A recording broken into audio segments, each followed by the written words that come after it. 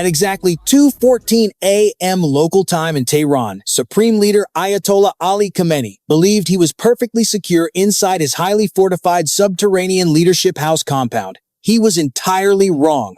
An unprecedented joint United States and Israeli strike package was already operating completely undetected deep inside sovereign Iranian airspace. The Iranian Defense Ministry sat in their brightly lit command centers having absolutely no idea that their multi-million-dollar early warning grids were actively feeding them fabricated empty sky data. They watched perfectly clear radar screens while the instrument of their ultimate destruction was literally flying directly overhead. For the next critical minutes, the Islamic Revolutionary Guard Corps would unknowingly allow the complete surgical decapitation of their entire strategic command structure.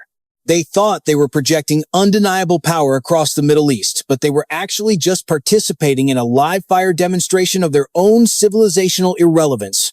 This catastrophic real-time failure permanently exposes the fatal vulnerabilities of authoritarian military technology. It proves conclusively that underground bunkers are nothing more than pre-dug concrete tombs when facing unchained, unapologetic Western precision. To execute this flawless removal, the United States deployed B-2 Spirit stealth bombers.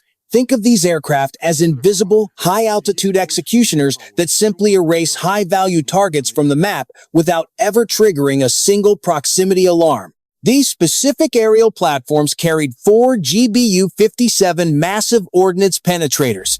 These advanced gravity-driven munitions effortlessly bypassed 50 feet of heavily reinforced concrete to deliver pinpoint room-by-room devastation directly into the Iranian executive offices.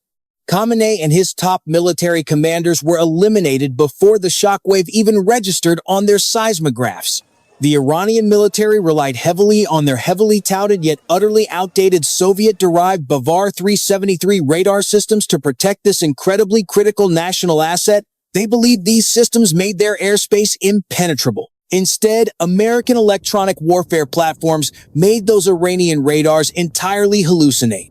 The Bavar 373 diagnostic screens showed absolutely zero incoming threats until exactly 2 seconds before the concrete began to cave in, rendering the entire national defense grid completely blind, deaf, and useless.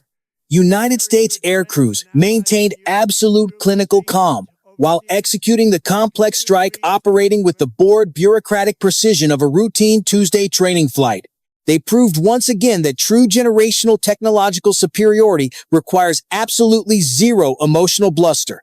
The B-2 Spirit's effortless, unopposed success immediately validates the absolute obsolescence of the Bavar 373 network. The Iranian regime spent decades and billions of dollars building a defensive shield that United States engineering bypassed without breaking a single sweat. But the physical destruction of the leadership house bunker was only the final explosive symptom of a much deeper systemic electronic collapse that was about to paralyze the rest of the Iranian military apparatus. The Bavar 373 radar network operates on hopelessly outdated encryption algorithms that function more like a fragile digital sieve than a modern defensive shield. Western electronic support measures slice through these primitive digital defenses in absolute milliseconds, basically rewriting the Iranian source code mid-flight and turning their own sensors against them. This profound technological rot is not a random operational glitch, but a completely predetermined outcome. It is inevitable because Iranian state-owned defense enterprises structurally prioritize strict ideological loyalty over actual engineering talent. The regime routinely promotes politically compliant officers to oversee highly complex missile programs while simultaneously driving all competent, innovative scientists completely out of the military sector. This systemic, government-mandated brain drain ensures their domestic hardware remains a permanent defective knockoff of decades-old foreign designs, utterly incapable of competing in a modern frequency-agile electronic battle space.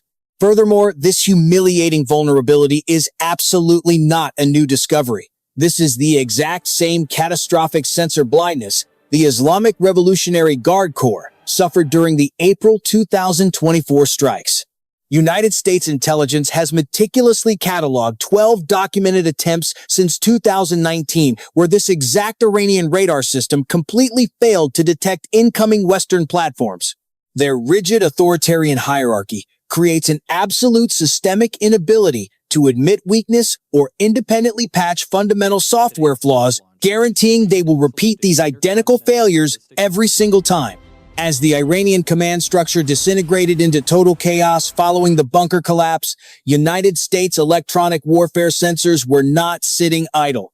They immediately began vacuuming up 3 terabytes of panicked, completely unencrypted communication data. This digital treasure trove included raw telemetry logs, frantic ground-to-air chatter, and the unencrypted backup frequency keys of their surviving mobile units. The instantaneous deaths of Defense Minister Amir Nasirzadeh and Islamic Revolutionary Guard Corps Commander Mohammad Pakpour left the remaining Iranian military utterly paralyzed. They were effectively decapitated, completely cut off from central command, and operating entirely blind in a technologically dominated environment. The Iranian state media apparatus perfectly mirrored this total systemic collapse. Their propaganda anchors were frantically calling the strike mere psychological warfare on live television, desperately attempting to project strength to their citizens only moments before being forced to abruptly pivot, admit total defeat, and broadcast a mandatory 40-day mourning period for their obliterated leadership. In a desperate, completely uncoordinated panic to save face, the surviving lower-level Islamic Revolutionary Guard Corps commanders blindly launched a massive first wave of retaliatory drones and ballistic missiles. They directed this hardware toward Israel and United States regional bases, frantically hoping to project resilience and avenge their fallen leaders. Instead, this aggressive posturing was an absolute act of strategic suicide. By firing wildly into the dark, they unwittingly abandoned their only remaining advantage of stealth. They enthusiastically gifted United States intelligence the exact global positioning system coordinates of Iran's most hidden, highly classified mobile launch sites. The difference in operational capability between the two forces is fundamentally institutional. United States Navy AEGIS radar operators require 2,400 simulation hours and must survive a brutal 14-month selection pipeline with a 73% washout rate just to sit at the combat console.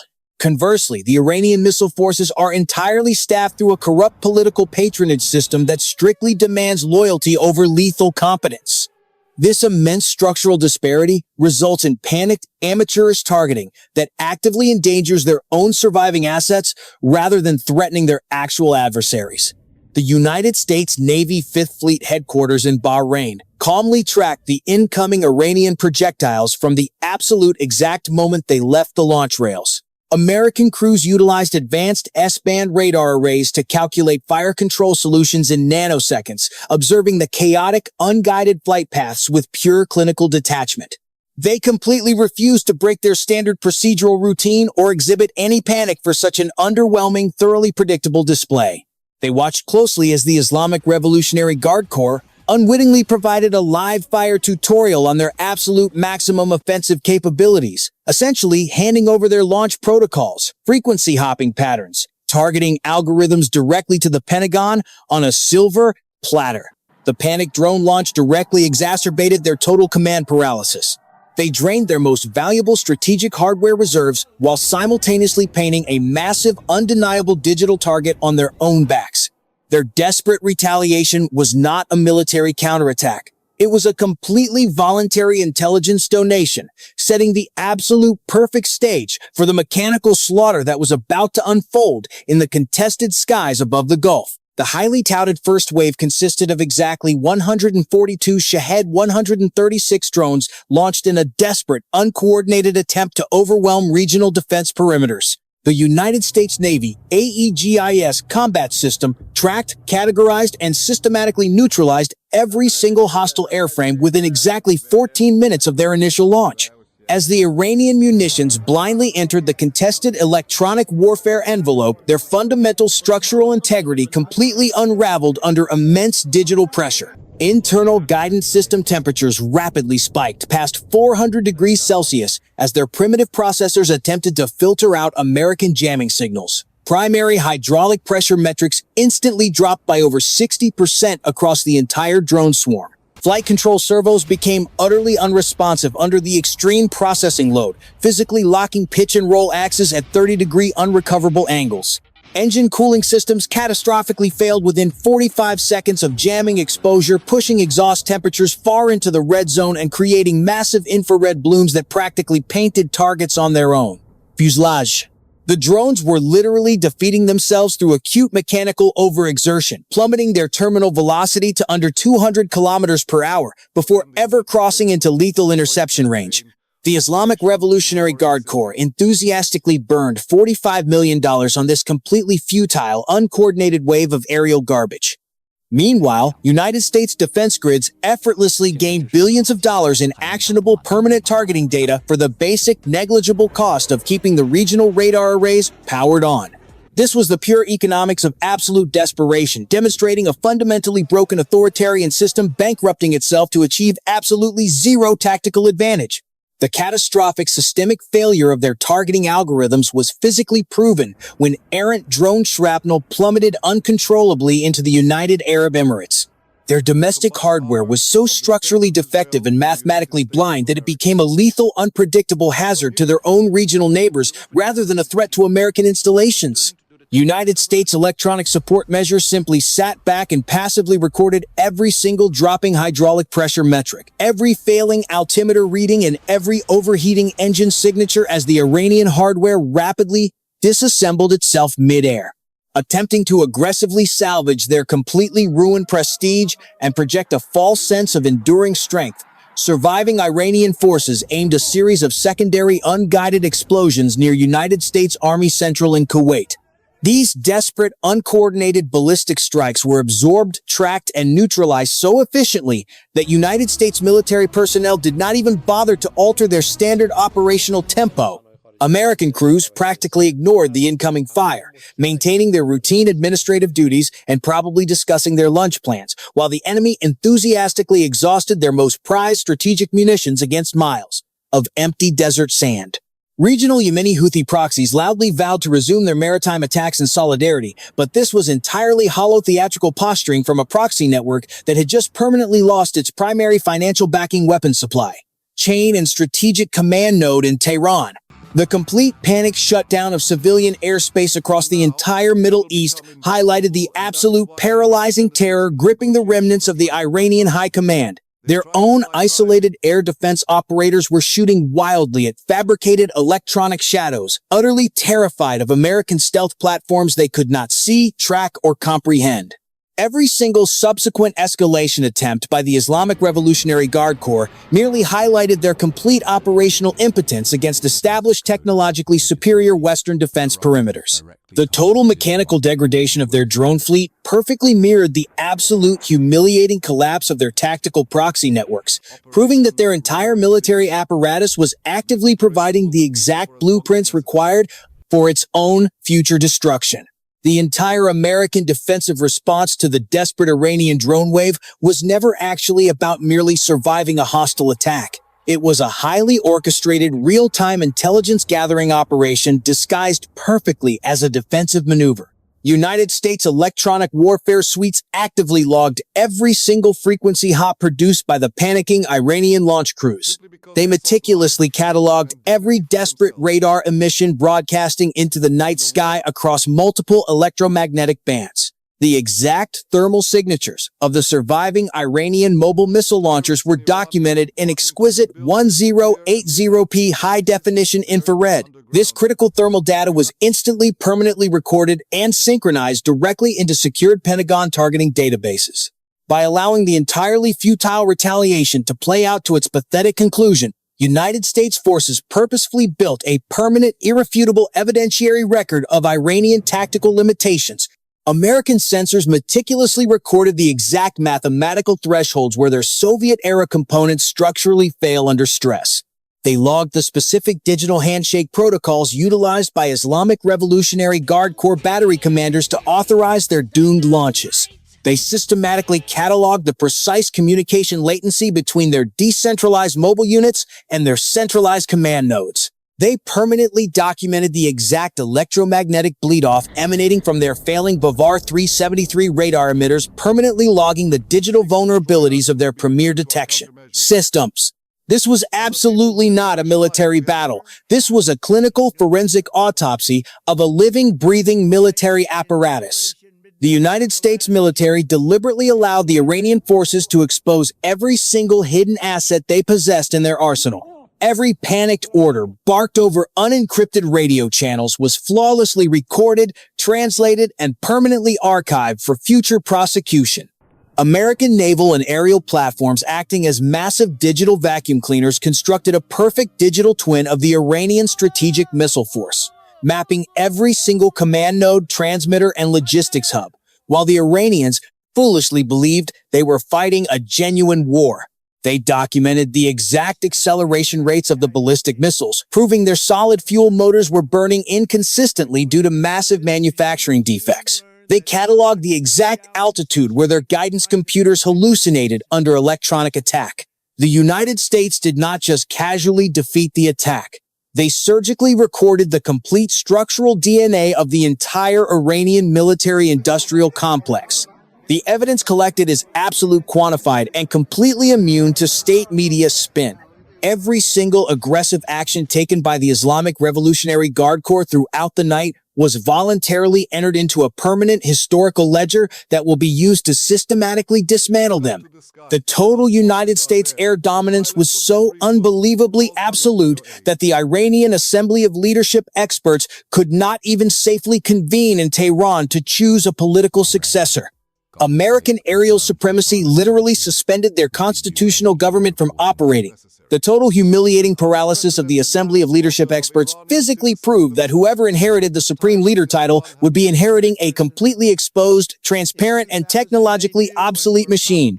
When this unprecedented mountain of collected intelligence is fully weaponized, the resulting combat algorithms will be utterly devastating to whatever remains of the Iranian state. Electronic warfare systems would know exactly which Iranian command frequencies to jam in any future confrontation. Future United States cruise missiles would be programmed to recognize the exact thermal emissions of the surviving Islamic Revolutionary Guard Corps mobile launchers. Tactical defense computers would know exactly how to outmaneuver the sluggish trajectory parameters of the Shahed drone variants. United States satellite constellations would know exactly which geographical coordinates currently house their subterranean reload facilities. American counter-battery radars would know exactly how long their missile crews require to break down and relocate after firing. Naval strike groups would know exactly which coastal defense batteries suffer from critical software latency. Aviation strike packages would know exactly where their overlapping radar coverage contains fatal, exploitable blind spots. Autonomous targeting platforms would know exactly which civilian power grids supply their underground bunkers. United States tactical computers will fully integrate this newly captured drone telemetry into active combat doctrine within a matter of mere weeks. They will instantaneously push these updated defense algorithms to every AEG's cruiser and Patriot battery operating on the entire globe, rendering the entire Iranian arsenal obsolete overnight. Conversely, the completely shattered Iranian regime will remain paralyzed by paranoid internal political purges for years to come. Their rigid authoritarian system will brutally punish anyone who dares to admit the catastrophic radar failure, absolutely guaranteeing their military remains functionally frozen in time while American software continues to adapt, upgrade, and evolve daily. The United States president definitively confirmed that this pinpoint bombing campaign will continue unapologetically without any diplomatic hesitation or global appeasement. American forces will systematically raze the absolute remainder of the Iranian missile industry straight to the ground. This unchained, visceral demonstration of absolute power completely strips away decades of careful diplomatic illusion.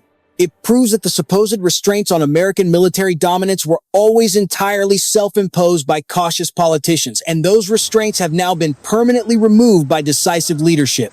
One single night of precision strikes permanently compromised an entire generation of Iranian military hardware. This absolute public humiliation sends a clear, undeniable message to the entire global authoritarian axis. The era of command economy military posturing is permanently over. The fundamental concept of a multipolar world where corrupt authoritarian regimes can technologically compete with Western engineering is a complete fabricated myth. When a nation's ultimate strategic deterrent can be effortlessly dismantled by a single stealth platform, their geopolitical relevance instantly evaporates into the atmosphere. The Islamic Revolutionary Guard Corps thought they were intimidating the world, but they merely provided the explicit instructions for their own absolute destruction. This historic revelation makes the ultimate message to Tehran and to anyone relying on their defective knockoff hardware incredibly clear. Stick to funding your localized proxy militias and assembling cheap commercial drones, because you absolutely do not belong in a modern technological superpower confrontation. You were right all along to trust the absolute supremacy of American engineering, and the dying pretenders of the world have finally been exposed for exactly what they are: